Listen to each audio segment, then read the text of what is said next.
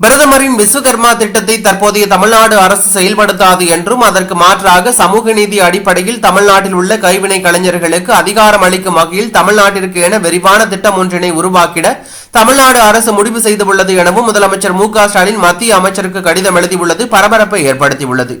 முதலமைச்சர் மு.க.ஸ்டாலின் எழுதிய கடிதத்தில் ஒன்றிய அரசின் விஸ்வகர்மா திட்டம் ஜாதி அடிப்படையிலான தொழில்முறையை வலுப்படுத்தும் என்பதை கருத்தில் கொண்டு இந்த திட்டத்தை ஆய்வு செய்திட தமிழ்நாடு அரசின் சார்பில் ஒரு குழு அமைக்கப்பட்டதாகவும் இந்த குழு விரிவான ஆய்வினை மேற்கொண்டு இந்த திட்டத்தில் கீழ்காணும் மாற்றங்களை பரிந்துரைத்துள்ளதாகவும் அவற்றை மாண்புமிகு இந்திய பிரதமர் கவனத்திற்கு கொண்டு வந்ததாகவும் தெரிவித்துள்ளார்.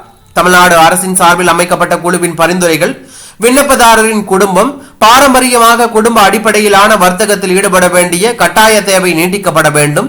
அதற்கு பதிலாக வழிகாட்டுதல்களின் பட்டியலில் உள்ள ஒவ்வொரு தொழிலையும் மேற்கொள்ள விரும்பும் எந்த ஒரு நபரும் இந்த திட்டத்தின் கீழ் உதவி பெற தகுதி உடையவராக இருக்க வேண்டும். இந்த திட்டத்தில் பயன்பெறுவோரின் குறைந்தபட்ச வயது வரம்பினை 35 உயர்த்தலாம்.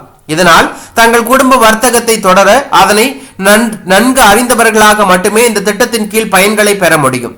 கிராமப்புறங்களில் பயனாளிகளை சரிபார்க்கும் பொறுப்பு கிராம பஞ்சாயத்து தலைவருக்கு பதிலாக வருவாய்த்துறையைச் சேர்ந்த கிராம நிர்வாக அலுவலரிடம் ஒப்படைக்கப்பட வேண்டும். இந்நிலையில் ஒன்றிய அரசின் சிறு குறு மற்றும் நடுத்தர தொழில்கள் அமைச்சகத்திலிருந்து 15/3/2024 அன்று வரப்பெற்ற பதிலில் மேற்படி பரிந்துரைக்கப்பட்ட திருத்தங்கள் தொடர்பாக எதுவும் குறிப்பிடப்படவில்லை என முதலமைச்சர் மு.க.ஸ்டாலின் அவர் தனது கடிதத்தில் கோடிட்டு காட்டியுள்ளார். எனவே பிரதமரின் விஸ்வகர்மா திட்டத்தை தற்போதைய வடிவில் செயல்படுத்துவதை தமிழ்நாடு அரசு முன்னெடுத்து செல்லாது என்றும் இருப்பினும் சமூக நீதி என்ற ஒட்டுமொத்த கொள்கையின் கீழ் தமிழ்நாட்டில் உள்ள கைவினை கலைஞர்களுக்கு அதிகாரம் அளிக்கும் வகையில் சாதி அடிப்படையில் பாகுபாடு காட்டாத கைவினை கலைஞர்களுக்கு உண்டாக்கி விரிவான திட்டம் ஒன்றினை உருவாக்கிட தமிழ்நாடு அரசு முடிவு செய்துள்ளதாகவும் மாண்புமிகு முதலமைச்சர் அவர்கள் தனது கடிதத்தில் குறிப்பிட்டுள்ளார்.